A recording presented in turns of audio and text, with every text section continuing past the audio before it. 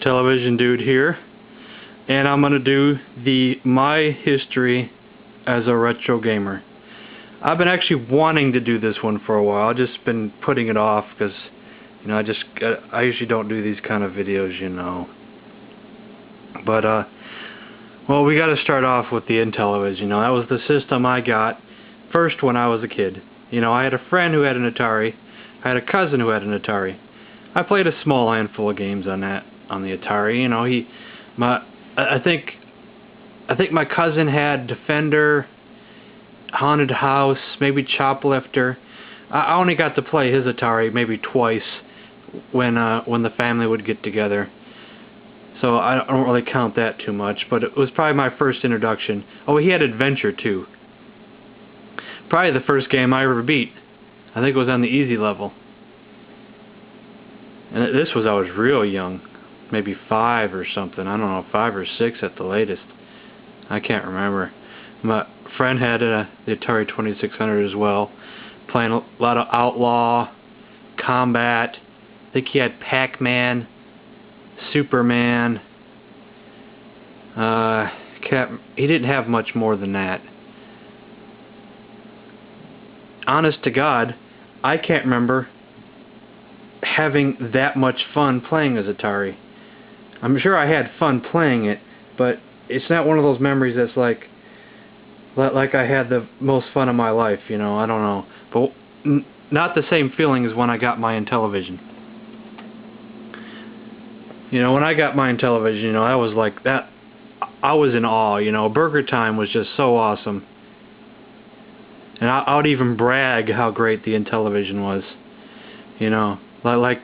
Some people would tell funny stories and say, well, everybody got the 2600, but when their parents bought them an Intellivision, it's like, what's this?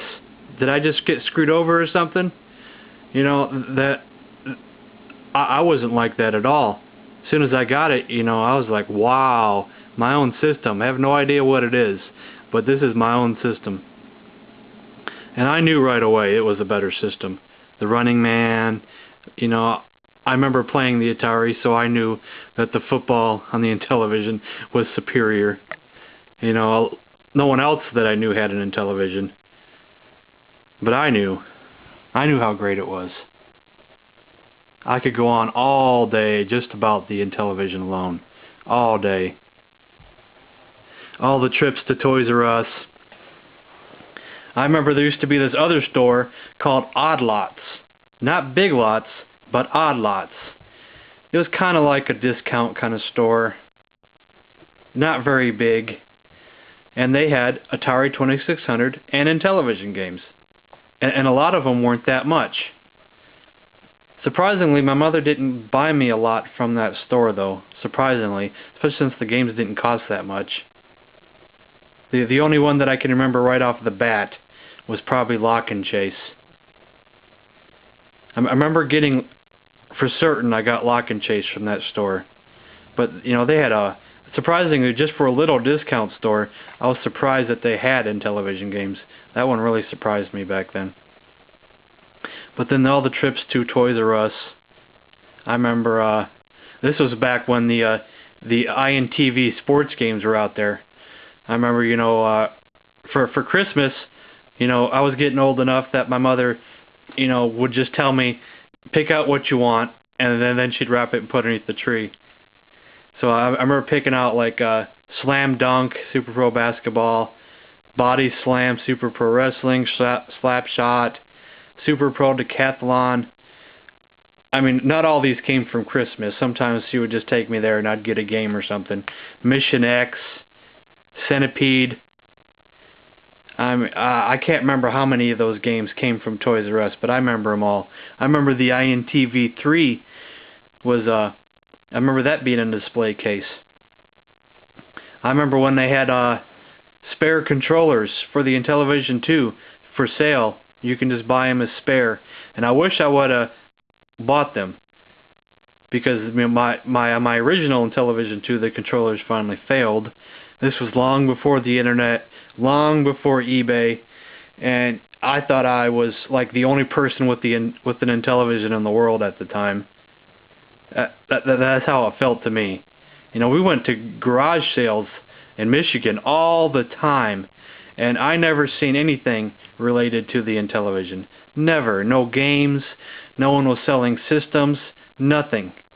So I really felt like I was the only person with an Intellivision in the world. So eventually, you know, after I graduated, you know, I lost interest. Thing didn't work anymore, so it got sold at a garage sale. All those rare games gone. That was probably the stupidest thing I ever did. Well, we'll move on. I could talk about that all day. But well, I should keep on going. I remember me and my friend used to have marathons.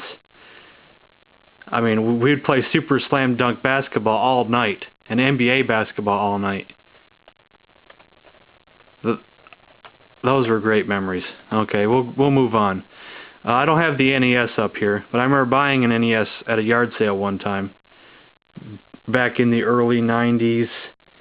And I don't know why I sold it, but I eventually sold that as well. I think I was trying to get money for the PS1. Well, here is my second system I ever bought with my own money, the Genesis. The very first system, because I had my first job, and you know, the 16-bit era had just started. The Super Nintendo was out at the time, but that system was not for me. I knew it wasn't for me. I seen the games in the stores for both systems, and this system is the one that impressed me. Sonic impressed me more than Mario impressed me at the time. I loved Mario from the NES game days, you know. Mario 1, Mario 2, Mario 3. I guess I skipped part of the story. My friend had an NES. He would bring it over all the time.